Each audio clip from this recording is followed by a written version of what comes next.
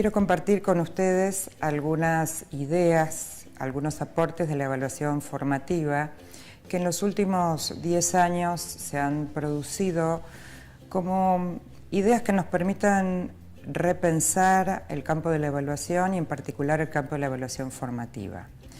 La idea que les voy a proponer es compartir 10 sugerencias prácticas que un director puede pensar en su escuela, tanto para trabajar con sus maestros como del mismo modo los maestros trabajando con sus alumnos. La primera sugerencia que quiero compartir de la retroalimentación es cuándo, cómo y de qué modo decimos lo que decimos. Nosotros sabemos que la retroalimentación impacta en las personas, tanto en sus aspectos emocionales como en sus aspectos cognitivos, y no es lo mismo decirle algo a alguien de buena manera que decírselo de mala manera, no es lo mismo decirle algo a una maestra en un pasillo que sentarse con calma y poder compartir, comentarle lo que uno quiere decir. También el sentido de la oportunidad. A veces uno piensa, es mejor decirle al comienzo de la jornada, cuando sale de la escuela, un viernes antes de ir a su casa. Son todas ideas que nosotros deberíamos pensar cuando decidimos ofrecer retroalimentación a un docente o a un alumno. La segunda sugerencia tiene que ver con el clima en el cual uno piensa ofrecer retroalimentación y que si nosotros pensamos un espacio y un tiempo y un modo de vincularse y de comunicarse con los docentes y con los alumnos, tenemos que pensar que este clima sea de tranquilidad, un clima no punitivo, un clima en donde el error forme parte del proceso de aprendizaje. Si no, las retroalimentaciones que ofrecemos podríamos decir que caen en el vacío, no son consideradas, no se toman en cuenta. La tercera sugerencia tiene que ver con hacer explícitos los criterios, los estándares, las expectativas de logro, depende cómo sean definidos en cada jurisdicción, de tal manera que los docentes sepan qué se espera de ellos, los alumnos sepan qué se espera de ellos y estos criterios, estos modos de enunciar lo que se espera sean públicos y compartidos. La cuarta sugerencia está vinculada con la anterior porque tiene que ver otra vez con los criterios. Los especialistas dicen que sería bueno compartir los criterios con los docentes en el caso de su desempeño y en el caso de los alumnos con respecto a sus aprendizajes, porque la verdad es que cuando uno va construyendo los criterios va aprendiendo de aquello que está discutiendo, pensando, analizando. Por ejemplo, si les proponemos a los alumnos que aprendan qué es redactar o cómo se redacta un buen cuento, si nosotros discutimos con ellos primero qué es un buen cuento y qué no es un buen cuento, y lo hacemos con un ejercicio muy simple como traer muchos libros de cuentos y poner en una pila cuentos que creemos que son buenos y cuentos que creemos que son malos. Y preguntarle a los alumnos por qué están en la pila de buenos los cuentos buenos y por qué están en la pila de malos los cuentos malos. Y los alumnos empiezan a decir porque tiene imágenes, porque es corto, porque es largo, y uno va registrando estas ideas y con eso va construyendo criterios. ¿Cuál es la intención de compartir, construir, de hacer público los criterios? Que no solamente los utilice el docente para evaluar, sino que sean los propios alumnos que los puedan utilizar para autoevaluarse y también para evaluarse entre pares. Esta misma idea piénsenla para evaluar a los docentes, para que los docentes se autoevalúen y se evalúen entre pares.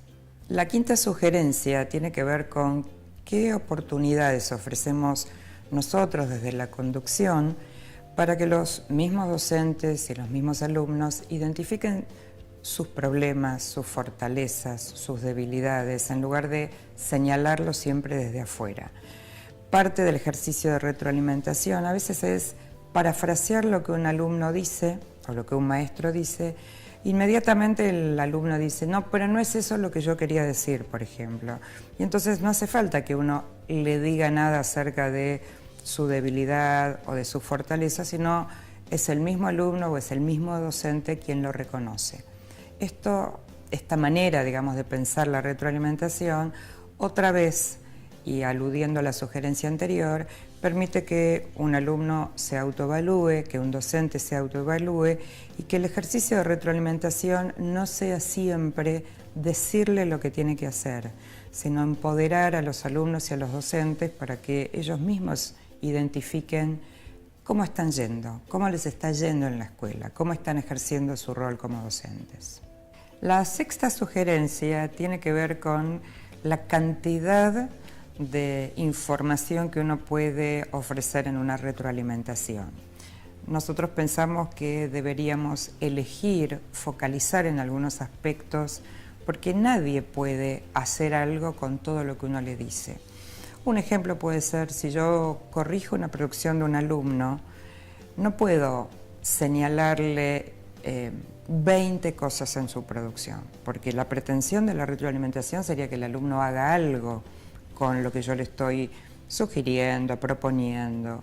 Y si recibe 20, es muy difícil operar con esas 20 sugerencias o propuestas. Entonces, la idea es que nosotros como directivos o como maestros podemos registrar mucha cantidad de información, pero al momento de pensar en la retroalimentación debemos focalizar en aquellos aspectos que sean más relevantes para mi grado, para mi institución, porque tiene que ver con el proyecto que estamos encarando este año, porque tiene que ver con los procesos de mejora que queremos considerar, y entonces eso nos ayuda a priorizar, a jerarquizar, a elegir algunos de estos aspectos y trabajar con esa retroalimentación.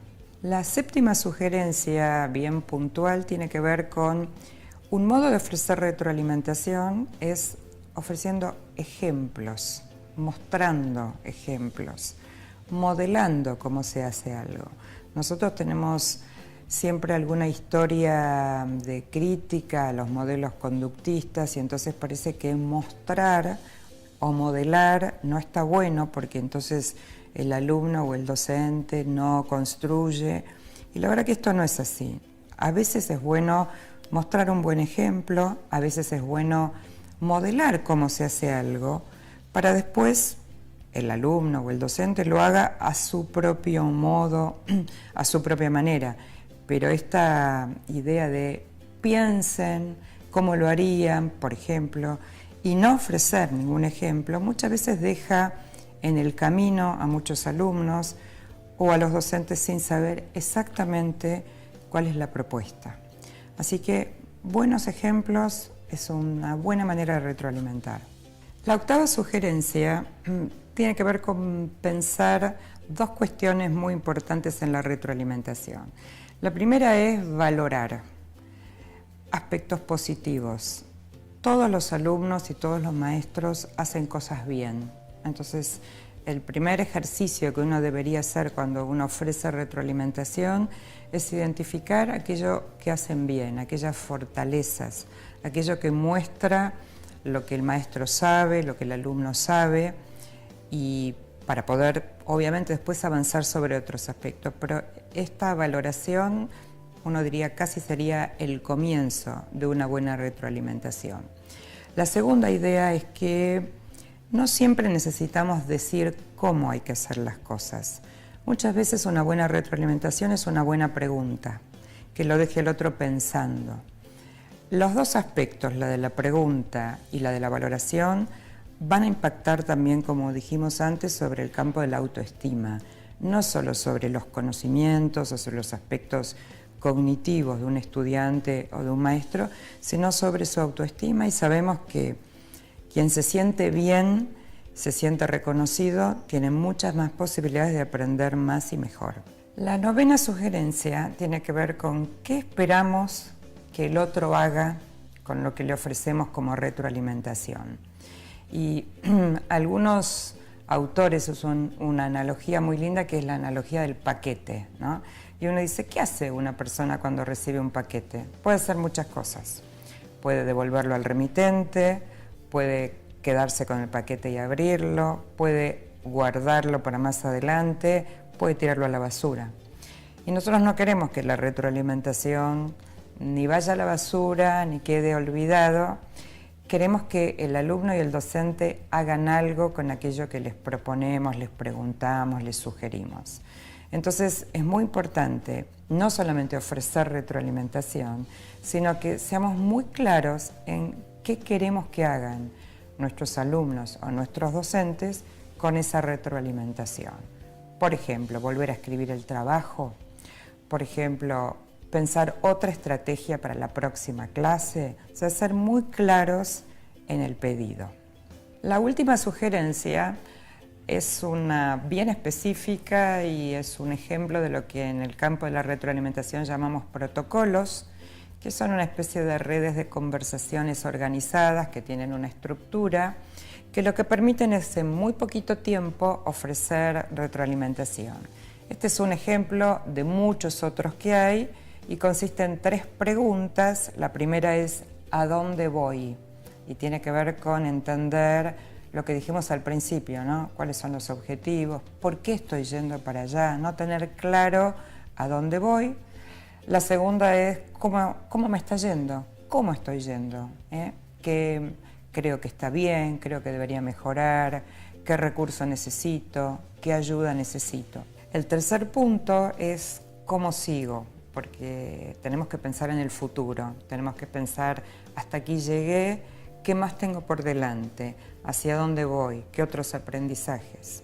Si nosotros pensamos que este modo de ofrecer retroalimentación es un buen camino porque estamos formando o queremos formar estudiantes autónomos, queremos formar docentes que cada vez sean más profesionales, capaces de tomar buenas decisiones y seguir, como siempre, aprendiendo. En educación no tenemos techo, el cielo, uno podría decir que es casi el horizonte hacia donde deberíamos trabajar cotidianamente, de manera conjunta, maestros, docentes, alumnos, padres y la sociedad en su conjunto.